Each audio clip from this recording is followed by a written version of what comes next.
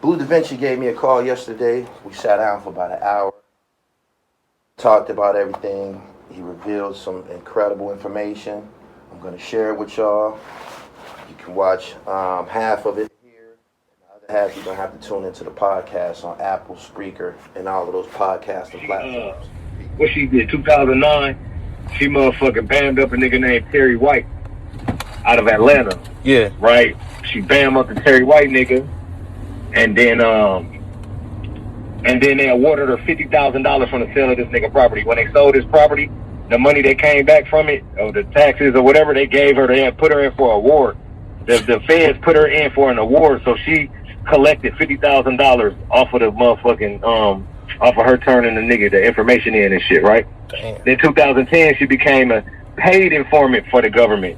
Okay, and then that's when she started working on the cuff shit.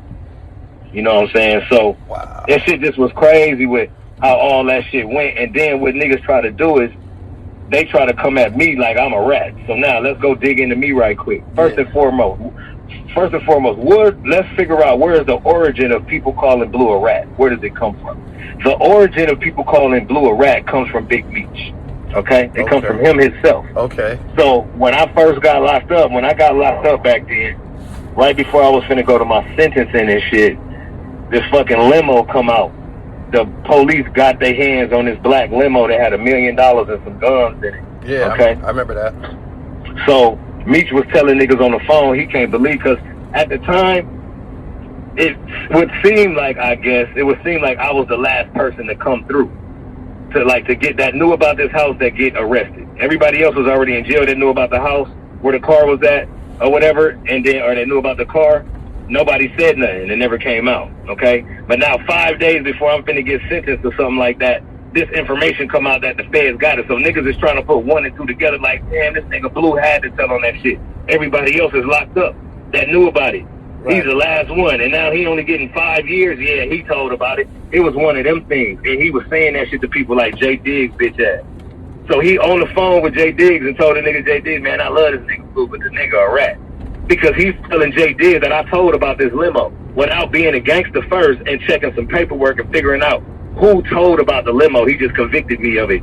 It's like what J-Bo is doing right now. He's trying to self-convict me of these niggas is the law. I guess they just self-convict niggas now. That's what gangsters do these days. Right. I'm cut from a cloth where the gangsters go through the federal paperwork or the state paperwork and they find out what people said, what they did, what led to a conviction, and really do the gangster shit to figure out who's labeled a rat, and then they handle their business from that point on.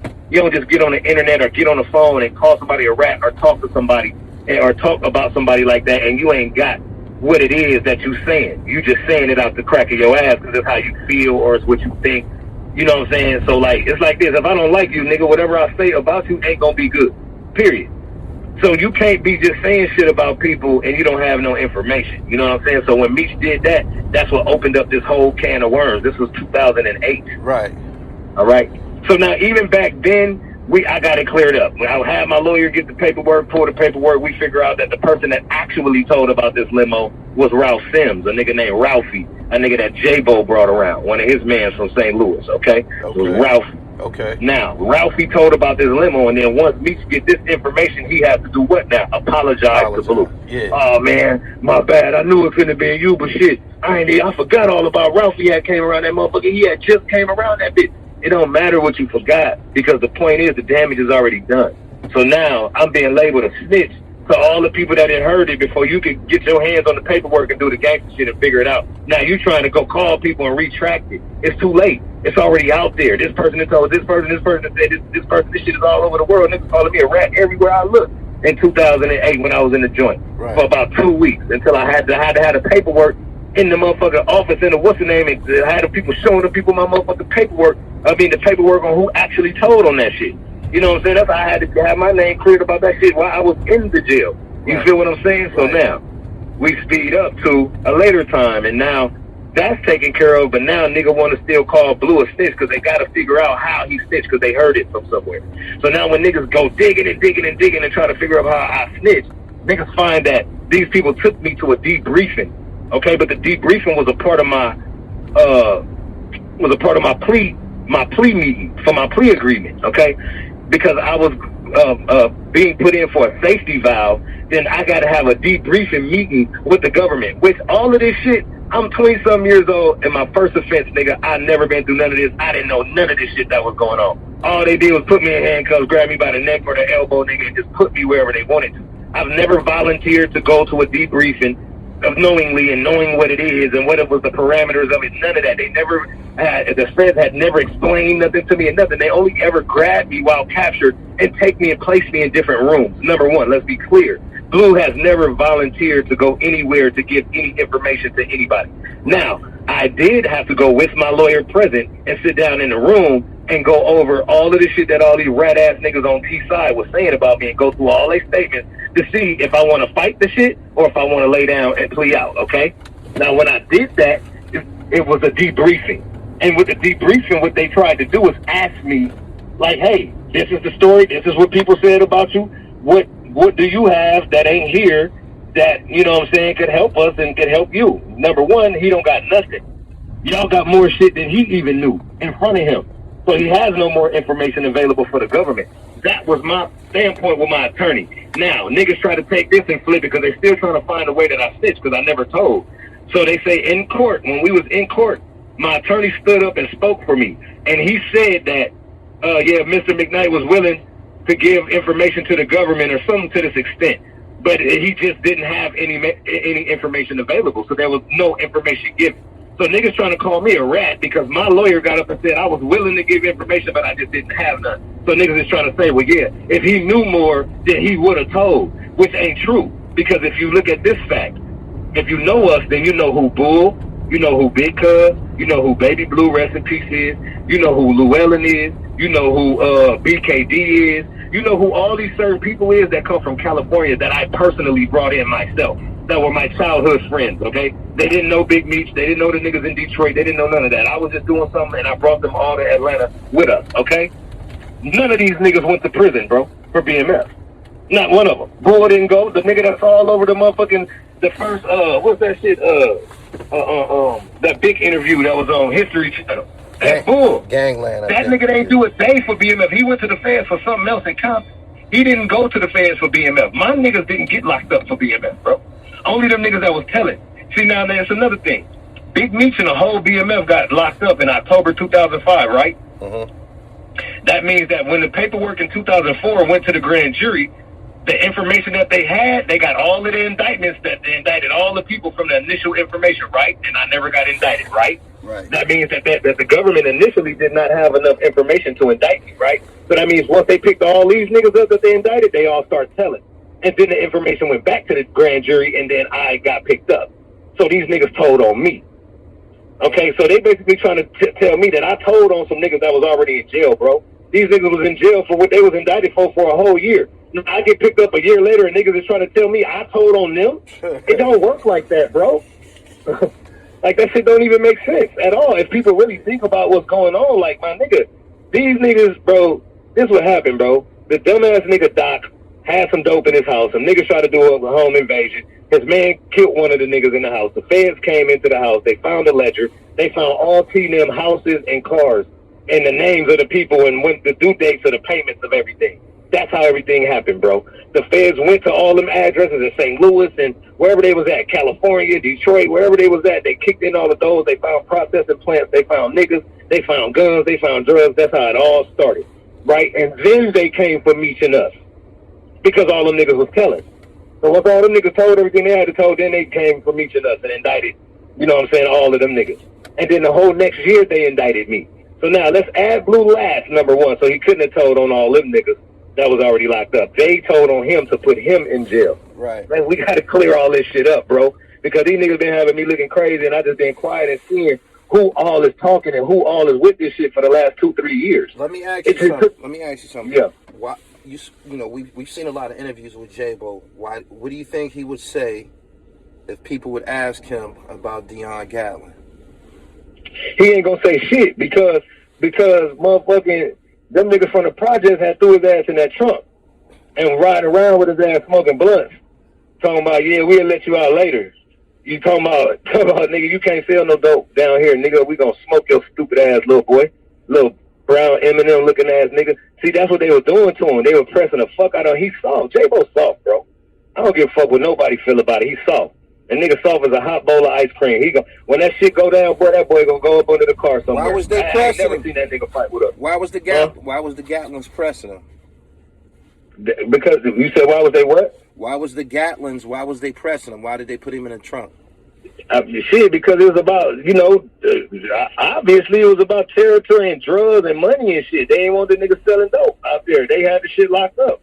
I guess, I'm just guessing that. I don't know that to be a fact. But shit, that's the only other reason, or they just didn't like him. I don't know. I ain't talked to them about that. I don't know. I just had the nigga name that put him in the trunk, but I erased it off my board. I was going to hit him with that shit, make his ass cry. But I ain't going to even put the man's name out there like that. Cuff told me the nigga name. Say, yeah, nigga, tell the nigga this name. Nigga, and the whole city know who it is, nigga. Niggas know who it is. That's why I see that J-Bo put them dumbass glasses on and come out there sweating and shit.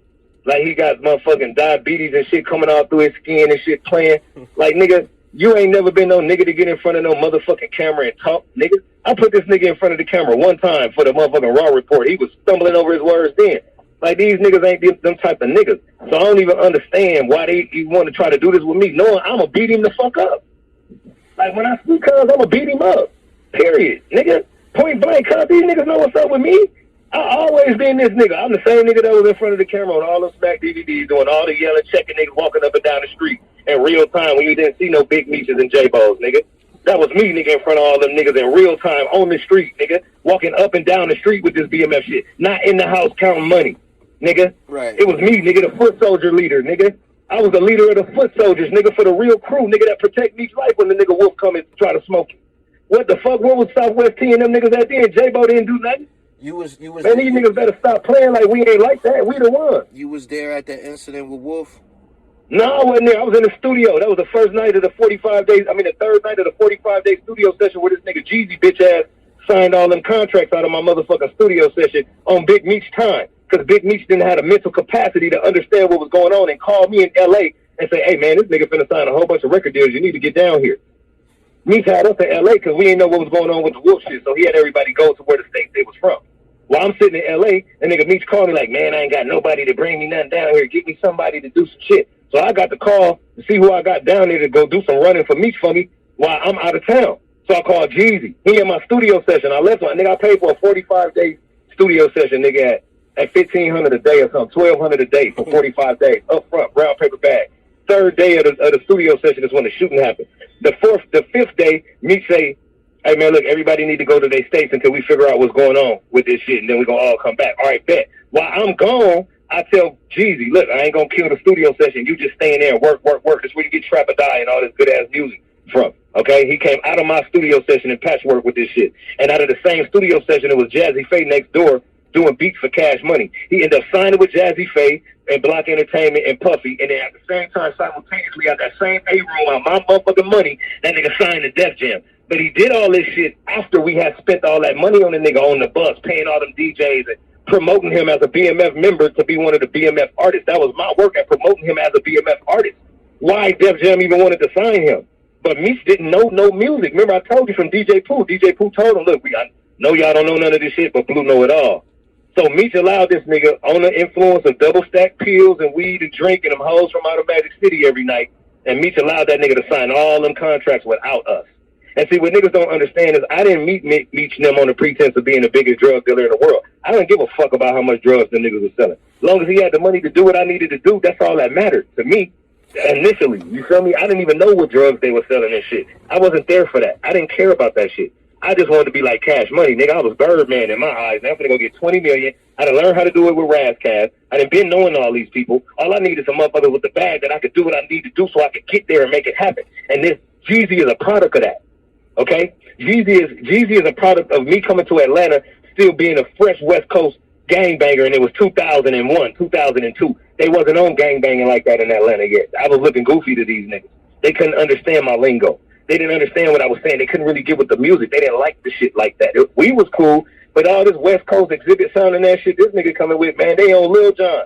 Hey, stop it, hey, whoa, bonky, crunk. That's what they was on. I was, hey, low nigga sliding through the motherfucking cut, nigga, with the gangsters. Like, I'm on some corrupt and dash shit, and I'm out there. So being Now I got to stop being an artist, and I got to be the person that runs the company. I got to get one of these niggas from the South, let them talk this South shit, talk this BMF shit that we doing, but look like a LA gangster. And that's going to be my celebrity. And that is what I created in Jeezy. If you look at Jeezy and listen to his music pre-BMF or pre-Bleu Davinci, you can see the transition and the change. His last album cover before he had the one where he's sitting on all the Coke boxes with the fucking 501s on and he wearing Cortez and he wearing fucking Converse, motherfucking Chuck Taylors and Dickies and t-shirts. That nigga wasn't dressing like that. That nigga was looking like Bleu Davinci. Go look at Bleu Davinci shit before all that and then look at this nigga shit. And you're going to see that Jeezy turned into a Bleu Davinci nigga with no braids.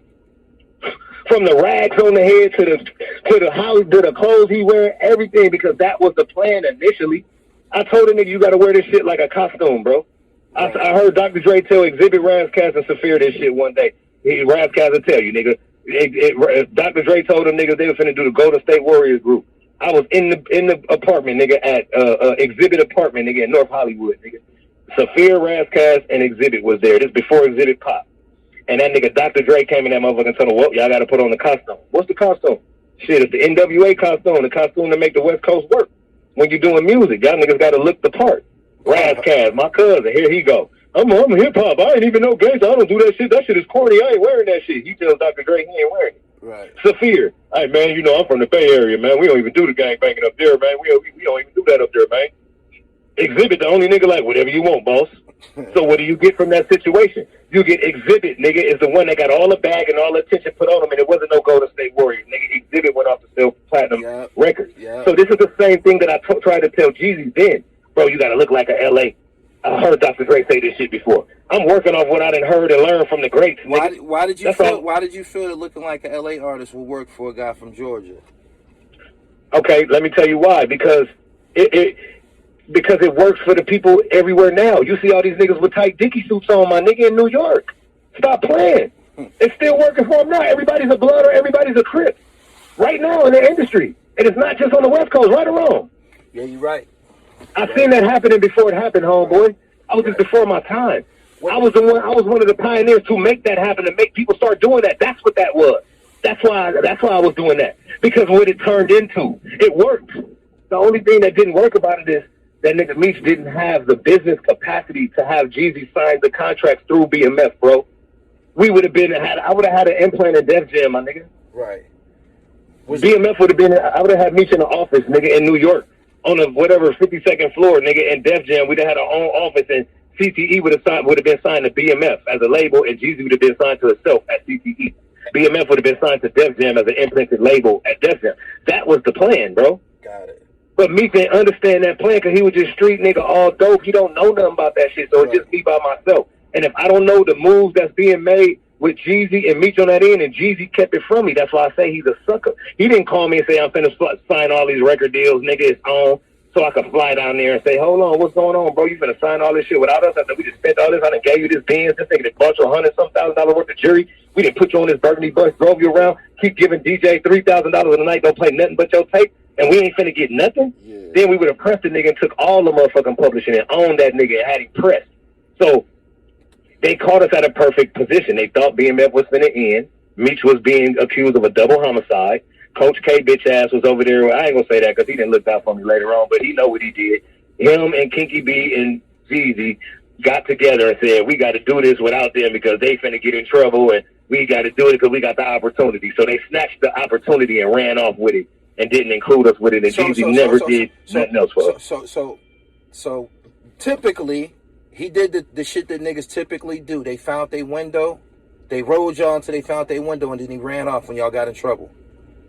Basically, yep. That's exactly what happened. Yeah, that's no. And then, but hold on, don't give all these BMF niggas the credit either, because guess what?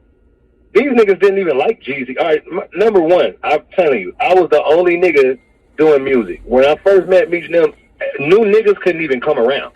Like, I couldn't meet a nigga and get cool with him and he come around and hang out. Okay, I was only starting to be able to do that in like 2002. Started in Atlanta when I got deep into the music, and I had to meet people and deal with people for the music, and then that opened it up to new people being able to come around. But all of the BMF people would treat those new people that come around like, oh, these is music niggas, we the real gangsters. This is no ENT. This is no ENT. But what these niggas don't know is our original crew of BMF niggas is BMF ENT, and the ENT stood for every nigga trusted.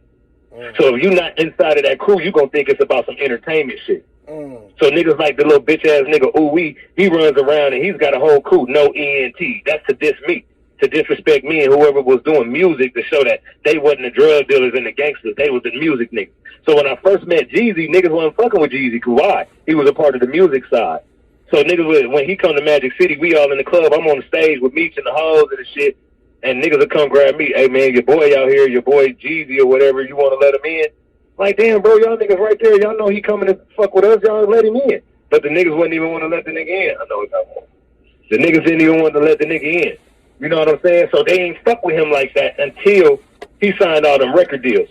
Once he signed all the record deals, everybody I was mad. But niggas was looking at me like I was hating because nobody understood. They didn't understand that now we got to keep selling drugs because we ain't going to go get the big budget deal and be all up in the office and I can show Meech a different way. That's what I was around for. Yeah. I wasn't around for Meech to continue to sell drugs forever. I was around for niggas to fucking make millions, nigga, and come up. I was around, you know what I'm saying, for niggas to make millions legal and come up. You feel me? Yeah. And I did it. I know I did it. I got us to that point. But what happened was the nigga that was in control, the leader of the shit. I wasn't the leader. I acted as leader a lot of times, but I wasn't the leader. Meech was the leader. And we just had a leader that wasn't knowledgeable enough to put us in the right position as far as business and legality is concerned. Right. You feel me? He could put us in the right position with some paper, with some illegal money and shit like that right quick, and just so we could be straight on the streets.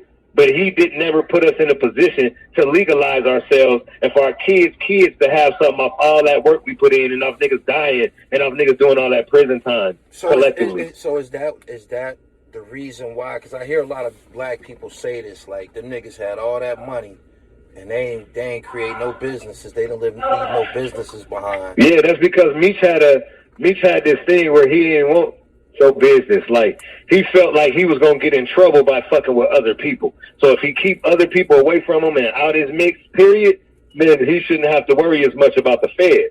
Yeah. So he didn't want to hear your real estate deal. He, at the end, towards the end, he tried to open up a club, but then the feds was all over that, and that furthered him like, man, that's exactly why I don't want to do no shit like that. We tried to open up fuel, and the feds was all over the shit, taking pictures and videos from across the street at the furniture store and shit. So he was like, man, hell no, fuck this legal business shit, because by that time, the fucking investigation was on. You know what I'm saying? And there's still ways you could do. It's like this. If I knew being what I know now, we would have been in a different position. And I just wasn't in a position to where I could call a final shot. You feel me? And then also, when I was at home in Cali, I didn't even know them niggas was entertaining the deal. They was sending me music all the time, and I thought he was just recording, and they turning the records in, and I'm like, yeah, this bang, oh, this crazy. I mean, LA playing this shit like, boy, we should drop this shit. This shit gonna be crazy. And when I come back, we all reconvene, nigga. We gonna put this shit out the right way, and then we gonna run up to New York and go get a $3-4 million deal. Jeezy signed for $750,000 without us. See, I wasn't gonna sign right then. We was gonna put all the records out. The records that he got signed before the music even hit, because the labels knew it was gonna hit. See, when you got them at that point, you're supposed to drop the shit on your own, and then once you drop it and you start doing the numbers from off the hype you already got, then that's when the labels up your price, and then we could go in there as a company and not as a solo artist, and we could get a company signed for some millions and not one artist signed for $750. But you know, it was me running the company, and I wasn't able to run a company right then because of that double homicide, and I was at home in LA. I was thinking I knew what was going on, but instead of Meech was the only other one to communicate shit from that side, and that shit was going on in real time. He was high, bro. He was on double stack pills, and he ain't know nothing about the music industry. He just feel like, oh yeah, Jeezy's finna get the deal. We gonna be rich. It's gonna be on. No, nigga, you don't get $1. You're not included in the deal, nigga. Them nigga Jeezy is finna turn his back and not give you shit, boy. Look up in the next 10 years. Then go look up the record I got called Got Right with Meech on it in 2014. If I was a snitch, what the fuck Meech doing on my songs in 2014 dissing Jeezy? Yeah. You can talk to niggas that been sitting next to me all these years and watch me have 4-hour conversations with Meech, nigga, since I've been home and he been in the prison. Yeah. I just stopped talking to Meech till 2017. He stopped talking to me when he found out that I had that paperwork. When I told him I had that paperwork, that's the last time I ever talked to him. Wow. Yeah. Yeah, all these niggas wrong. And then let me tell you the biggest part about this shit, gang. Because I want to give you a lot of information because I love the way you present your information. You feel me? Right. You're a real smart nigga. Like your articulation, how you put shit across, you know how to do it. Like me, a lot of times I go on a rant and people be having to grab the shit out the sky. You feel me? Right. But you know how to slow it down and give it to them, how they can really be perceptive and receive the shit the right way. I think it's easy to tell the truth. I said that on my live last night. I said, if Blue's lying, man, that's one of the most expert, perfect lies that's ever been created. Like, you know when you... it's easy to tell the truth. I'm going to tell you the real test, gang. Look, this the real test right here. This is what you could say, nigga.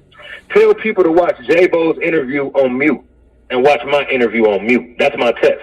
Because you could see, without hearing any information, you could just watch the body language of the two people, and you could tell who's lying and who is not true about what they're saying, or who's looking all up in the air trying to make shit up. And if you read a body language and shit of a liar, and then you watch fucking J-Bo's presentation, you can see every time he lied. And so he tells on himself. And he got glasses on, and you can still see he's looking all up in the air, looking over here for some information he don't got. See, that ain't how it is when you're telling the truth. When you're telling the truth, the information spills from your soul. Right. You don't have to look up in the air and look over here and think about the truth, bro. Yeah. The truth just spill out you, nigga, because you know it to be the truth. It's like, nigga, this dog shitted right there yesterday. I didn't have to say, oh, wait, where did this dog shit yesterday? Let me think, make up a place where the dog shitted. Oh, yeah, the dog shitted by the front door 2 minutes later. Nah, nigga, the dog shitted right there yesterday, nigga. That's on my mama. That's the nigga that's telling the truth, bro. Right. off the top. And this shit is plain to see. You ain't even got to know I'm telling the truth. All you got to do is look at Meech ain't never said nothing. God damn, people. Out of everybody that says something, Meech sends messages, right? We done seen 50 Cent post Meech messages. Yeah. We done seen Little Meech post Meech messages. Meech got a word on the street. When the last time that nigga said Bleu Davinci was a rat? I'm going to tell you the last time he said it was 2008. And he was talking about that limo. Uh-huh. Yeah, he ain't said that shit since. He ain't said that no shit like that. And I'll put you on the phone with some niggas that talk to him to this day that'll tell you that when they didn't question him about it, he said the same thing, man, Blue is my man. I don't know what these niggas be talking about. These niggas tripping, man. You know how niggas is. Right. This what Meech tell niggas, but Meech ain't went valiant about it and putting the word out and send 50 Cent a message, hey, post this, 50. Hey, your niggas leave Blue alone, nigga. He run this shit with you. What made all of this come out on Cam Capone? Was you just like fed up at the stuff that you was hearing? No, all right, so this what it was, gang. All right, first of all, I have been in a time in my life where I was trying to figure out what I was gonna do next. I'm one of them kind of entrepreneurs. So like I get bored with my businesses, right? Mm-hmm. I do music, I get bored. I go fucking act. I'm doing Tupac, I'm doing movies, I'm bored waiting for these motherfuckers to say action. You feel me? I come move to Miami, nigga, look around and say, how I'm going to get some money down here. Fuck it, these foreigns. I'm going to start buying foreigns and renting the foreigns out, turn that shit way up. Then I got to deal with too many people personally. I get bored. I don't want to do that no more. So I slow down doing that. Then I go do some more different record label shit because I find a little nigga that's dope. Get bored with that. And then at that next time when I got bored and I'm trying to figure out what I was going to do, so I was just kind of dormant, just sitting in the house for 6-7 months not doing nothing. This TV show dropped and like, right when the TV show dropped, these niggas then cut up a live of mine like I'm coming at them about this TV show. And the live was from earlier, but before the TV show even dropped. I was just on my live on Instagram, and niggas asked me, like, what do I think about the TV show and blah, blah, blah. And I was just saying, like, nigga, if they fuck with my name. I saw that. Yeah. So they used that as something like I was trying to come at the TV show, which made the nation stand up against me. Like, oh, you hating and blah, blah, because you ain't a part of, you wasn't nobody anyway. I'm like, nigga, hold on, bro. Oh, yeah. Let me stop you. Hold on, let me stop. That part right there is annoying. Because I seen the Raw report. I seen Smack. I seen them DVDs, man. And you can tell. You can just. You can tell, like, even on camera, your magnetism on camera, like, you'll be doing your thing on camera and you would see Meech come and put his arm around you, you know, supporting you on camera, but you could just see that you was the guy in that element. You could just tell. Yeah, when you go see all the pictures of celebrities and all that, they with me and Meech is there.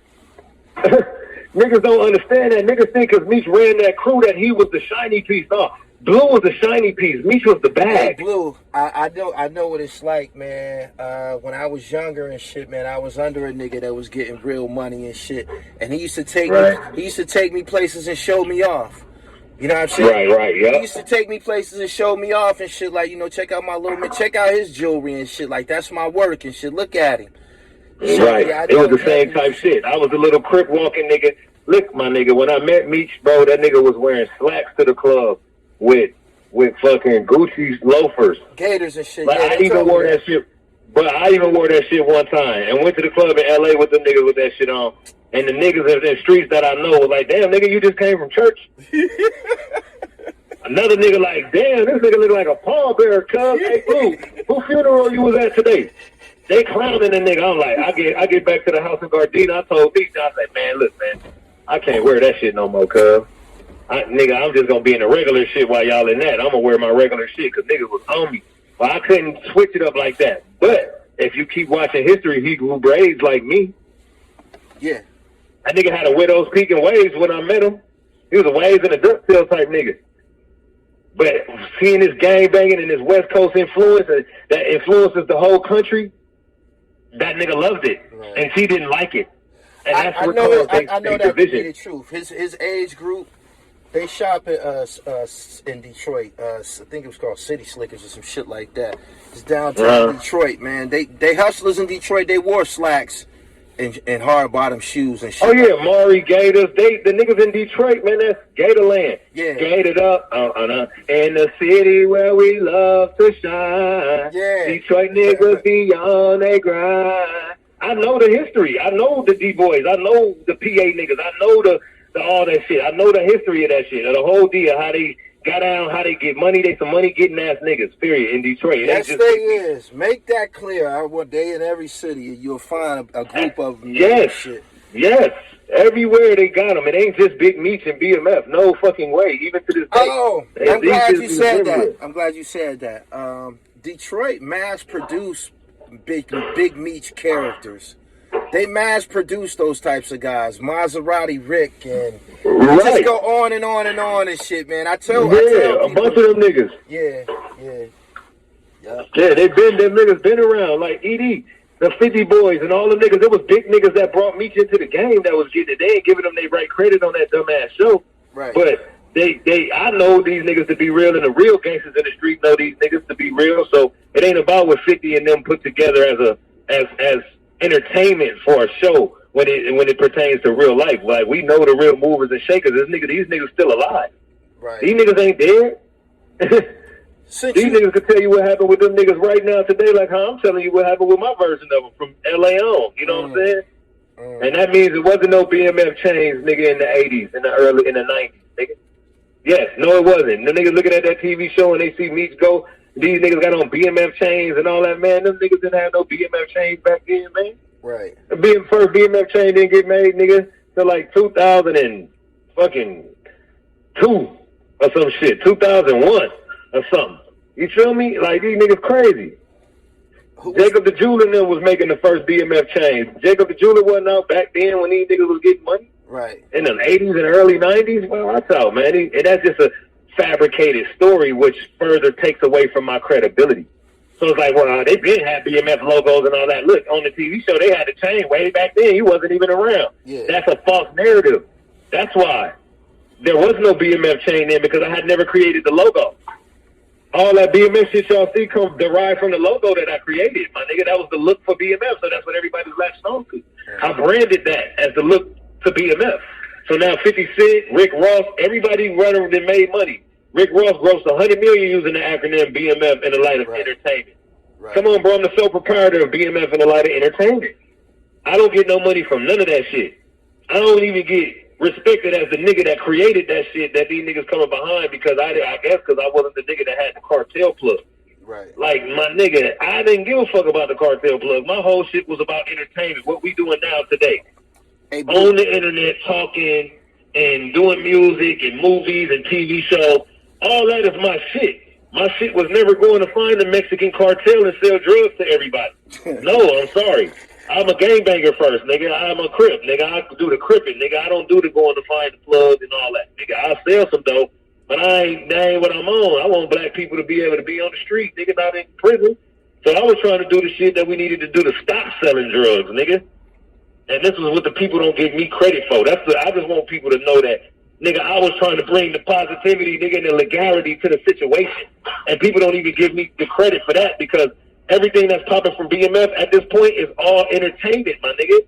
It's not drugs. Niggas ain't selling drugs and getting money under the BMF no more. Niggas is doing TV shows and all that, and that's all my shit. So now you niggas gonna tell me to this day I can't eat off of the entertainment from BMF and I'm the one that created it? Right. You motherfuckers is nuts. So now I gotta do the internet shit and come out and check all these niggas, potentially run down and punch these niggas' ass out so the internet can see who really soft. You know what I'm saying? Just because I don't get up and talk every motherfucking day about these niggas don't mean that they ain't pussy. And if I told on you niggas, why ain't nobody being that? And I've been out here on tour buses and all this shit since I've been home and drop tops everywhere. You niggas pussy or what? Because in a minute, I'm going to just say, fuck it then. I told nigga, come do something about it.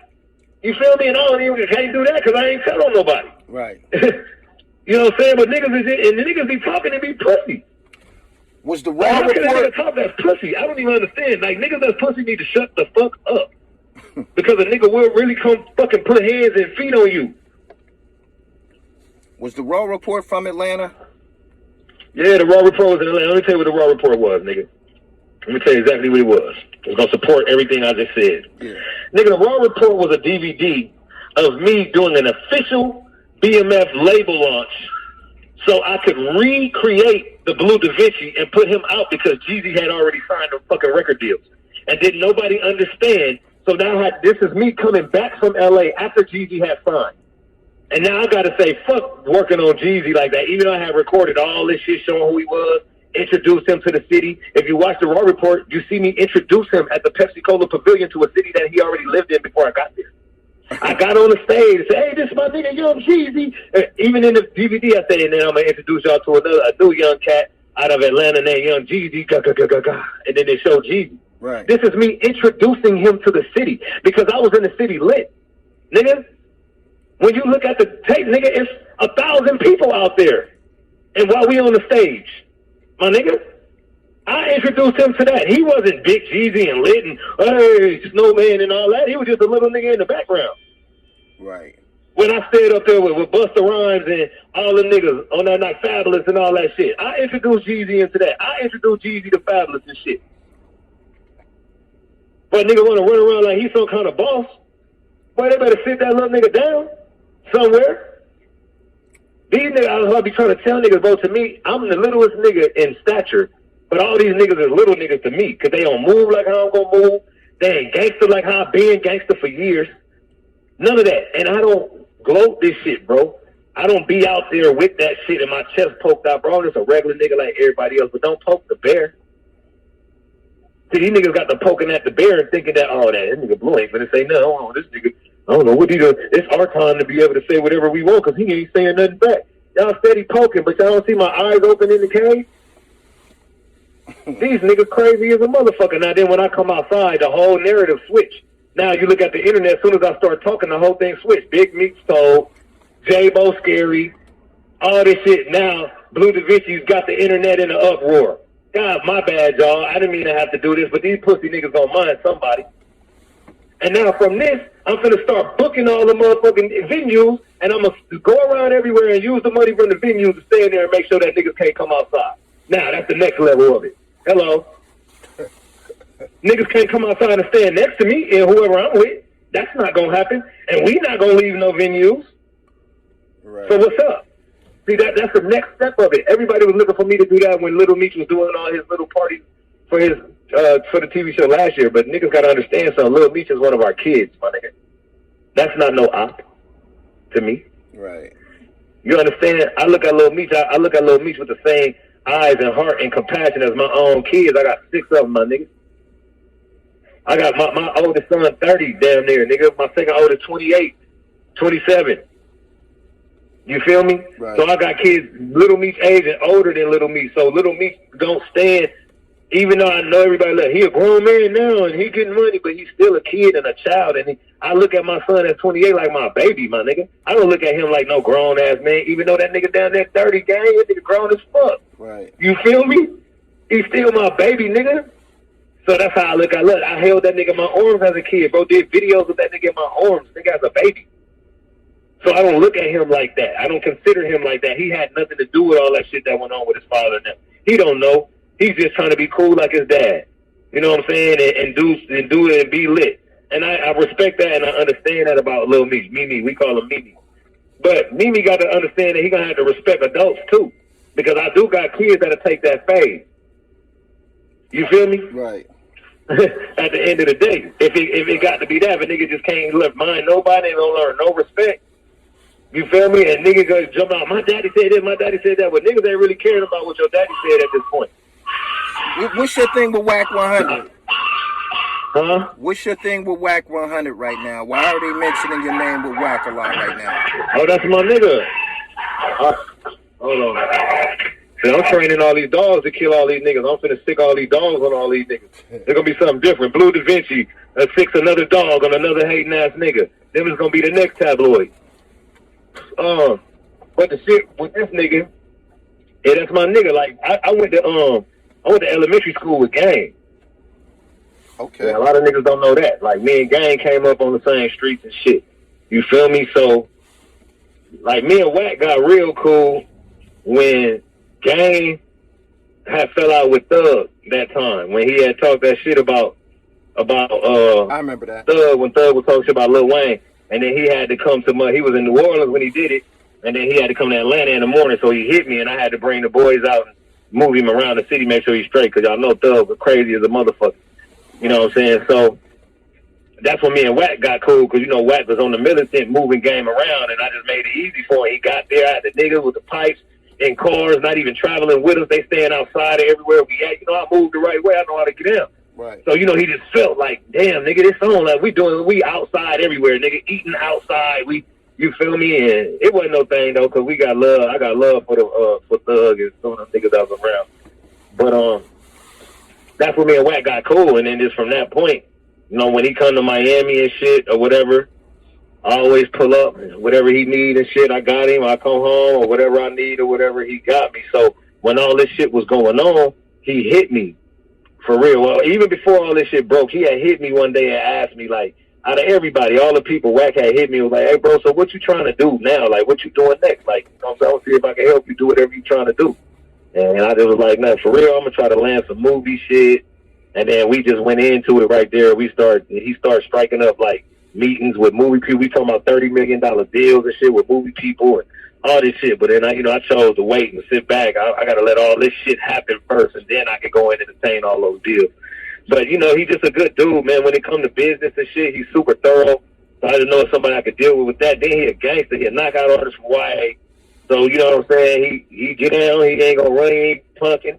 They're punking out. He ain't ducking no wreck. Just a nigga like, is a West Coast nigga that I fuck with. You know what I'm saying? So when he seen all this shit starting to happen, he hit me and was like, so look, give me the rundown. Like, what's really the deal, bro? Like, what's going on? So I just gave that nigga the rundown one day. And then one day he flew a private out here. Nigga came to my house. And I just sat him down, went over everybody's paperwork. I showed him the whole shit, brought him through a timeline, made him understand why everything is happening the way it is, why people are saying what they're saying, whether they're lying or telling the truth or whatever. I gave all the characters, because we were trying to do the movie shit. So I'm breaking it all the way down for him. And once he got a full, complete understanding of how it happened and why people are saying what they're saying now to this day, then, nigga, it was over, nigga. He was locked in. You couldn't tell a nigga nothing no more. He got niggas' paperwork. He got everything. That's why he be saying, nigga, I got a whole book on these niggas from Bleu Davinci, nigga. I done been over there, nigga, to the house, nigga, where all the dogs at, nigga, in the big-ass swimming pool in the back with the motherfucking waterfall. I done been over there, nigga, and sat with this nigga and seen all that shit on these niggas. Hey, stop digging in that grass. Look at your face. Stop. All right, come on, y'all take y'all ass in the house, bro. Y'all know how to act. Let's go, Nala. Hold on, okay? Yeah. Come on, let's go. Take y'all ass in the house. So you can stay out there if you want. You want to stay out here or come in the house? Come on, I'm finna hit you, nigga. Come on. Yeah, your feet dirty too, man. Y'all out there in that fucking mud. That's why I got to keep cleaning this fucking floor 30 times a day, bro. Y'all going to be outside dogs. Yeah, bro. So That's where the Wack shit comes from. So everybody keeps saying, like, you know, what Wack got to do with it or what. No, another thing is this. My main Instagram page got hacked. You feel me? Yeah. 3 days after I dropped the shit on the page, I said the paperwork, and I was adding 50 and saying, hey, 50, did you know that this bitch was that Tammy was a government informant before or after you did the deal with her? And then he wasn't responding, and the people in the comments was like, damn, 50, you ain't gonna respond? You had a lot of shit to say to Jeezy, but you ain't saying shit back to Blue. Right. That was like the last comments I was seeing. Then, nigga, I woke up like the third day, and my shit was gone. My whole page was gone. It was hacked. I feel like he had something to do with it. I don't know for a fact, but I feel like he had something to do with that. So I ain't had my page since. I got to rebuild a new page.